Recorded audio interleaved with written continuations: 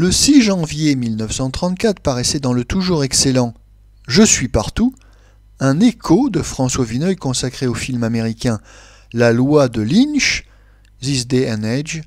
Mais avant d'écouter cette critique, nous allons faire une courte présentation du film. La loi de Lynch, This Day and Age, un film Paramount de 1933, réalisé par Cecil B. DeMille avec dans les rôles principaux Charles Bickford, Richard Cromwell, Judith Allen, Harry Green et Warner Richmond.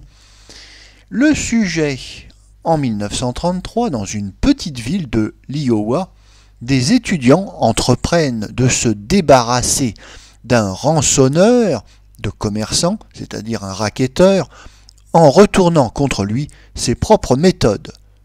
Nous écoutons maintenant le texte intégral de la critique de François Vineuil.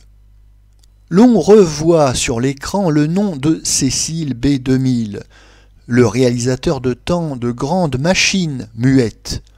Les 10 commandements, Le roi des rois.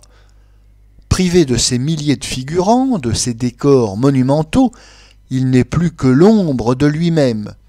Il reste, dans son nouveau film, le mélange agaçant de puritanisme et de sadisme auquel on reconnut si longtemps ce Yankee typique dont l'espèce d'ailleurs se fait plus rare.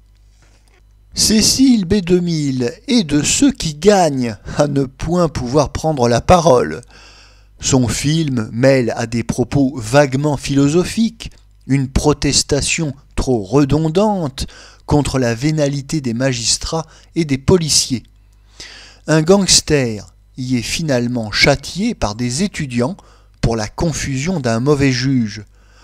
Dans ce grossier mélo, Cecil B. DeMille ne perd jamais le sens des mouvements de masse, empruntant d'ailleurs beaucoup au maudit de M. Fritz Lang.